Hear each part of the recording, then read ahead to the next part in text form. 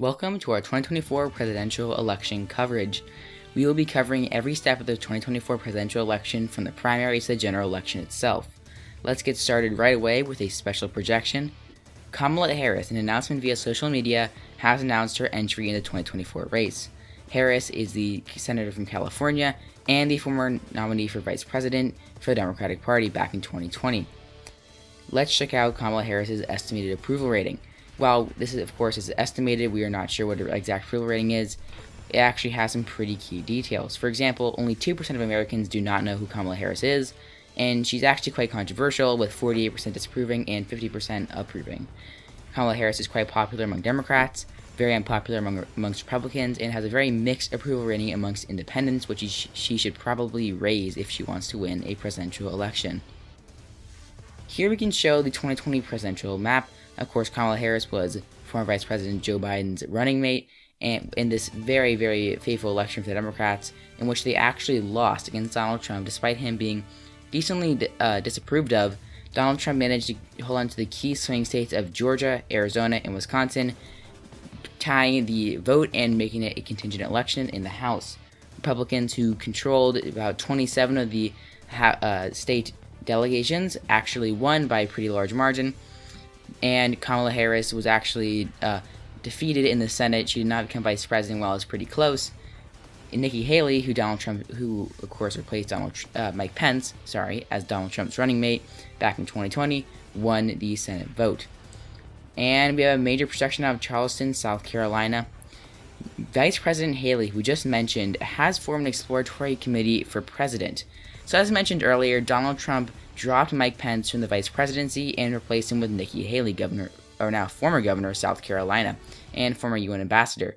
He did this to boost his support amongst minorities, white women, and the suburbs, and it really helped as he won the presidential election. But Vice President Haley has received a lot of criticism for not being as much of a populist as some other figures in the GOP, namely Florida Governor Ron DeSantis. She's really relying on Donald Trump's endorsement to secure the GOP nomination. As you can see in her approval rating, she's actually more approved of than Kamala Harris by a pretty large margin. Only 3% do not know who she is, which is actually a slight increase from Kamala Harris's unknown rating. 55% approve and 42% disapprove, which is a plus 13% rating. This is actually very good for Nikki Haley. A large amount of Democrats approve of her since she is more independent from Donald Trump, and has shown that she does not go along with everything he does, and her lack of being a populist actually helps her a lot amongst Democrats. And her Republican approval rating is actually pretty high as well, and amongst independents as well. This will certainly help her in a presidential election. And in Boston, Massachusetts, we have a major projection. Elizabeth Warren, the senator from Massachusetts, has announced a presidential bid. After losing in 2020, Elizabeth Warren is banking on progressives essentially being vindicated, as Democrats nominated a centrist for president, and having a progressive nominated, which would be Elizabeth Warren, and of course in her case. And yeah, so let's check out Elizabeth Warren's approval rating, not Kamala Harris. Elizabeth Warren is quite well approved of by a pretty similar margin to Nikki Haley, except that 6% of Americans do not know who she is or do not have enough knowledge of her to form an opinion. Elizabeth Warren has actually a higher approval rating amongst Democrats and Republicans than Kamala Harris, and actually a very high independent approval rating, which definitely boosts her overall rating of popularity. And in Tallahassee, Florida, we have actually quite a major projection to make. Governor Ron DeSantis has announced a 2024 bid. He is run despite Vice President Nikki Haley and her forming of an exploratory committee. This shows that the GOP nomination is certainly not locked up, and Vice President Haley will face a populist challenger. Governor Ron DeSantis was elected pretty handily back in 2022 for re-election, and he remains popular. So let's see if that can translate into a 2024 victory for him. In his estimated approval rating, he's far more popular than both Kamala Harris, Elizabeth Warren, and Nikki Haley. 3% of Americans don't know of him, yet unlike Nikki Haley, 56% approve, 41% disapprove. The reason of this is actually 5% of Dems actually approve of him, but 93% disapprove of him, which certainly makes up the basis of his disapproval rating. But a larger number of Republicans approve of him than Nikki Haley. Only 3% disapprove. This is astronomical numbers for him. 53% of independents approve of him, and 30% disapprove. Out of San Antonio, Texas, we can make a projection. Julian Castro, the former Secretary of Housing and Urban Development under Barack Obama and failed 2020 candidate for president, has announced a 2024 run after, again, his failed 2020 bid. Julian Castro was considered a pretty good candidate, having served under Barack Obama, being young, and a minority. He's also from the swing state of Texas and could definitely help drive up minority turnout and help return many Hispanics back to the Democratic Party. But his name recognition is pretty low, as you will see here. 25% of Americans do not know who he is, which is a major hurdle for Julian Castro. After doing very well in Democratic debates back in 2020, he still lacked a lot of name recognition. So as you can see, he's approved of, but only 40% to 35%, not nearly as much as some of the other candidates. He's approved of Democrats, and by a pretty large margin, and has a decent approval rating amongst independents. But very few of Republicans and independents know who he is. Out of Cheyenne, Wyoming, we can make a projection. Representative Liz Cheney, the former number 3 Republican in the House, has formed a 2024 exploratory committee. After Liz Cheney was ousted from her leadership position, she made herself known as an anti-Trump Republican, and she narrowly won a primary challenge in 2022. Now she is seeking the highest office in the United States, of course, the presidency. Here is her estimated popularity rating, currently -12. Liz Cheney is not very approved of.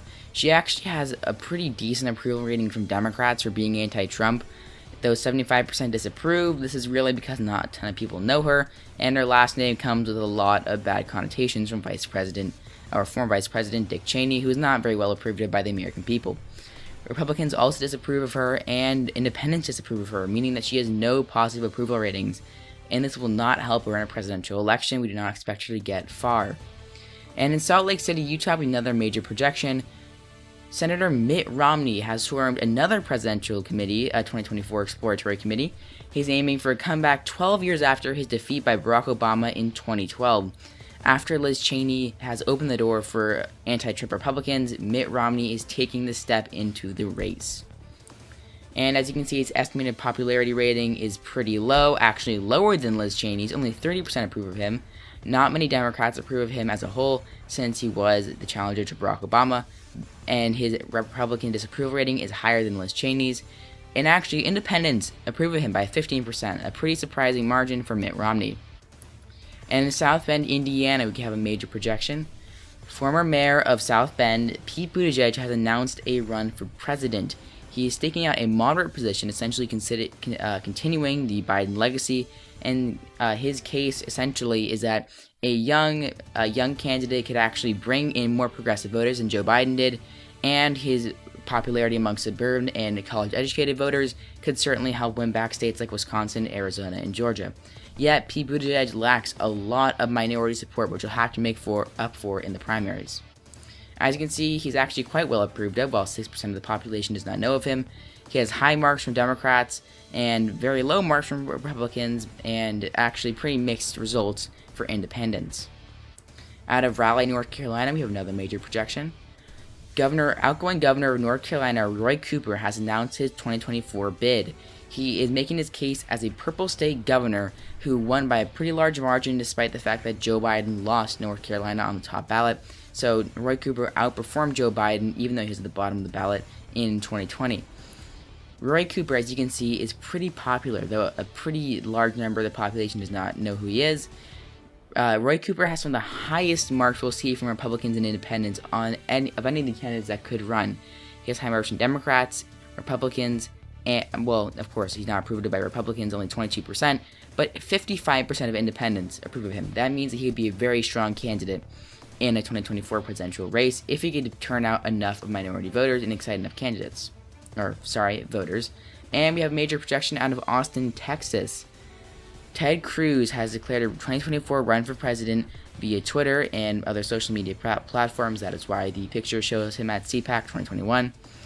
Ted Cruz is expected to make a formal kickoff rally later this week in Texas, but now he has announced a second run for the presidency after his failure in 2016. As you can see, Ted Cruz is disapproved by about 10%. He has very low approval ratings from Democrats, and actually pretty high disapproval ratings from Republicans as well, and he's not approved of by independents either. Out of New York City, and of course New York, we have a major projection. New York City Mayor Andrew Yang has started his 2024 bid in a kickoff rally in New York. He is advocating for some of his more unorthodox ideas and calling himself the internet's favorite candidate. Andrew Yang had a very interesting performance in 2020 while not getting much support. He made a name for himself and eventually became New York City Mayor. As you can see, he's approved by a pretty large margin despite nearly 10% of Americans not knowing who he is. He has a plus 13% net approval. A lot of Dems approve of him, and he actually has a pretty high approval rating amongst Republicans, almost as high as Roy Cooper, and a sky-high approval rating amongst independents, again, higher than even Roy Cooper. And in New Orleans, Louisiana, we have a major projection. Former governor of Louisiana, John Bel Edwards, has declared his 2024 run. John Bel Edwards touts his experience as a red state governor in a state that is safe for Republicans. John Bel Edwards was reelected by a decent margin back in 2019, since Louisiana has its elections in off years, and of course he left office in 2023. But he is touting this experience as being a governor of a red state and getting good coalitions to win. As you can see from his approval rating, he has very low name recognition, but still a plus 28% approval rating. 40% of Republicans approve of him. That's unseen amongst most candidates. And independents as well also approve of him by quite a large margin. Sorry about that. And yeah, independents highly approve of him along with Republicans and Democrats. But John Bel Edwards is very, very moderate, which could hurt him with a lot of Democrats' core voters. And out of Chicago, Illinois, we have a major projection. Adam Kinzinger, the representative from Illinois, has traveled to Chicago to make a kickoff rally for his run for president. He joins Liz Cheney and Mitt Romney as an anti-Trump candidate. As you can see from his approval rating, he is not very well approved of. He has a slightly high marks from Democrats and Republicans and independents, but still disapproval ratings from that are pretty high from Democrats and Republicans. Out of Pittsburgh, Pennsylvania, we have a major projection. Former Representative Conor Lamb has joined the growing 2024 field. He staked out a centrist lane, arguing that Democrats should go towards a more centrist position as a whole. As you can see, Conor Lamb's approval rating is about plus 12, with a decent amount of Americans actually knowing who he is, surprising, as he is actually pretty not very relevant in current politics, but still, he has quite high name recognition. He has high marks from Democrats and not very good marks from Republicans, and actually approval from independents, even though not a lot know who he is. And out of Miami, Florida, we have a major projection. Senator Marco Rubio has announced a 2024 run, another Floridian joining the field after Governor Ron DeSantis. Marco Rubio traveled to Miami, Florida, and of course in Miami-Dade County, is county that he did very well in his 2022 re-election bid. He's essentially making the case that he is a Republican who can appeal to many types of voters, including suburban, minority, and of course the blue-collar voters. As you can see, Marco Rubio is quite well approved by about plus 15%. He has decently high marks from Democrats, Republicans, and independents, which would prove very useful in a presidential race. Out of New York City, New York, we have another projection again from that city. Donald Trump Jr., though technically from Pennsylvania, has traveled to New York in front of Trump Tower to add himself to the presidential field. He has called himself the true successor to Donald Trump, and as you can see, he's not very popular. About minus 30%, sorry, it says 23%, approve of him. Only 3% of Democrats, 95% disapprove of him, 73% of Republicans approve of him, which is actually pretty low considering most circumstances, and 19% of independents. 20% of Republicans disapprove of him, and 56% of independents. Out of Milwaukee, Wisconsin, we have a major projection. Senator Tammy Baldwin has expanded the Democratic field with an announcement out of the city in Wisconsin, touting herself as a left-wing populist who can appeal to many of the blue-collar voters that Barack Obama won, but Joe Biden and Hillary Clinton lost. As you can see, Tammy Baldwin is not very well known. Her approval rating does not even go above 50%. Nevertheless, she is still approved of by Democrats and independents, while she actually has decently high marks from Republicans, mostly blue-collar voters. Out of Minneapolis, Minnesota, we have another projection to make. Another Rust Belt Senator, Amy Klobuchar, has announced her 2024 entry. She stakes out a moderate lane, joining the likes of Pete Buttigieg and Conor Lamb. Klobuchar is another failed 2020 candidate who is arguing that her support in the rural and blue-collar areas of her state shows that she can win the Rust Belt states back as a whole. As you can see, her popularity rating is pretty high. Only 2% of Americans don't know of her, and it's actually some of the highest on this list for such a well-known candidate. 93% of Democrats approve of her, along with 18% of Republicans and 54% of independents. Yet, with this, Amy Klobuchar has tried and failed to get support, especially back in 2020, and raise her support again in the primaries, and this will really be her challenge throughout the primary season. Out of Albany, New York, we have a major projection to make. Elise Stefanik, the woman who ousted Liz Cheney back in 2021 for the number 3 House Republican job, and again, she's a representative, has begun her 2024 run in New York. She traveled to Albany to make this announcement, and she had her kickoff rally there as well. Stefanik, in her speech, called herself the most electable, being able to appeal to moderate suburban voters, women, most white voters as a whole, and many of the blue-collar voters. At least Stefanik definitely has a pretty good resume, flipping a long-time blue district and making it safe Republican. As you can see, she is quite well approved of by a plus 18%, though she only has a 88% rating of people who actually know who she is, while 12% do not know. 14% of Democrats approve of her, which is pretty high, compared to 90% of Republicans and 45% of independents. At least Stefanik seems like a pretty good candidate for this race. And out of Atlanta, Georgia, we have a major projection. Jon Ossoff, the senator from Georgia, has actually kicked off his bid in Atlanta, Georgia. Most people expected Stacey Abrams or Ralph Warnock to make this announcement, but it's actually Jon Ossoff. After he flipped his seat back in the 2021 Georgia runoffs, Jon Ossoff has made a case for himself as a young, fresh candidate, pretty similar to Pete Buttigieg, except that he is more liberal and has more appeal to minorities. Definitely back in his Georgia race, Jon Ossoff turned out voters in Atlanta, especially black voters and even Latino voters, and of course suburban voters. Overall, Jon Ossoff would be a very good candidate for this race. As you can see, he is pretty well known and approved of with 12% net approval. 90% of Democrats approve of him, compared to 10% of Republicans and 46% of independents. Out of Honolulu, Hawaii, we have a major projection. Former Representative Tulsi Gabbard has started a second presidential bid. She is downplaying past controversies and her failed 2020 bid. As you can see, Tulsi Gabbard is not well approved of. She has pretty low ratings from Democrats and actually okay ratings from independents, but surprisingly high ratings from Republicans, which certainly won't give her any favors in the Democratic primaries. Out of Rapid City, South Dakota, we have a major projection. Kristi Noem has kicked off her 2024 run in South Dakota, her home state, where she started campaigning and will soon move to Iowa. Let's check out her approval rating. It's actually equal, as 45% of people disapprove of her and approve of her. 10% of people do not know who she is.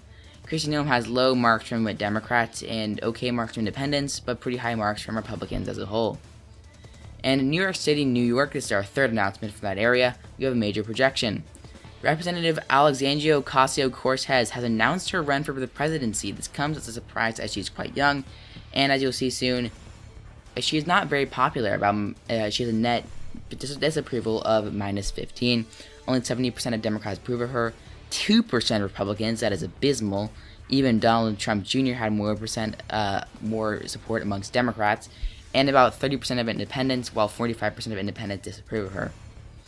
And we have the national polling for the Democratic primary. As you can see, nationally, Kamala Harris has the most support with 25% of the vote. Elizabeth Warren comes in a decent second place with 16%, 9% behind Kamala Harris, while Pete Buttigieg takes out 12% in the race in the third place position, while Amy Klobuchar takes fourth place, actually doing pretty well with 10% of the vote. This is a huge upswing from her 2020 performance. As you can see, under 10%, we have Alexandria Ocasio-Cortez with a surprising 9%. Jon Ossoff barely beating out Andrew Yang with 6%, and of course Yang, who has 5%, and Roy Cooper, who has 4%. And you can see Tammy Baldwin, not very well known, has 3%, and the rest of the candidates, Tulsi Gabbard, Conor Lamb, and Julian Castro have 1%, while a few candidates like John Bel Edwards don't even register above that. And in the Iowa primary, it is currently tied between Pete Buttigieg and Elizabeth Warren, while Kamala Harris has 15% of the vote. Andrew Yang takes a surprising 4th place, 10%, narrowly edging out Amy Klobuchar. And in New Hampshire, Elizabeth Warren takes the lead over Pete Buttigieg with 22% to 20%. Of course, Elizabeth Warren again is in the lead. And Alexandria Ocasio-Cortez has 14%, surprisingly high. Roy Cooper has 10%, narrowly edging out Kamala Harris. Roy Cooper is doing very well with the moderate white voters in the state. And in the initial polling for Nevada, Kamala Harris has 25% of the vote, doing very well, her first lead, while Julian Castro has 20%. Actually, John Ossoff takes 3rd place with 16%, while Elizabeth Warren takes 14%. And in South Carolina, it is Kamala Harris with 30%. John Ossoff with 25%, surprisingly high place for him, but he does very well with black voters, along with Roy Cooper with 15% and Elizabeth Warren with 10%. And in the initial polling for the Republican primary, it is an exact tie with Nikki Haley and Ron DeSantis. Of course, Marco Rubio and Ted Cruz take 2nd, 3rd, and 4th place, 15% and 10% respectively. And under the under 10% column, we have Elise Stefanik with 9%, Chris Noem with 5%, Liz Cheney with 3%, and Donald Trump Jr. with 2%. And in the about 2% and under column, we have Mitt Romney and Adam Kinzinger. And in Iowa, Ron DeSantis takes a 3% lead over Nikki Haley, who is beating out Ted Cruz, who is beating out Elise Stefanik, who is doing very well with white voters. And in New Hampshire, Nikki Haley takes her lead with 4% over Ron DeSantis, Elise Stefanik doing quite well with 17%, and Adam Kinzinger taking a surprising 4th place, doing very well with much of the moderate voters. And in Nevada, Nikki Haley is doing very, very well over Ron DeSantis, who is narrowly edging out Marco Rubio, and in a very poor 4th place position, Ted Cruz currently has 10% in its initial polling. And South Carolina is not even a contest with actually Nikki Haley, who of course is the former governor of the state, with 40%, Ron DeSantis with 15%, Ted Cruz with 10%, and Donald Trump Jr. getting surprising at 7%. Thank you all for watching, everyone. The primaries will be in an upcoming video. I just kind of want to get all the candidate announcements out of the way, and then I'll do some more in-depth scenarios. Hopefully I'll do some endorsements, videos, and primaries that will be a little bit more realistic. But thank you all for watching. If you want to see this next video, make sure to subscribe and hit the notification bell so you can be notified when it comes out. Also, if you liked this video and enjoyed it, leave a like and tell me what you thought in the comment section down below. You can also give me suggestions for future videos. That will always be appreciated. And finally, check out the description and join my Discord. It's pretty cool there. So thank you all for watching, and I'll see you all next time.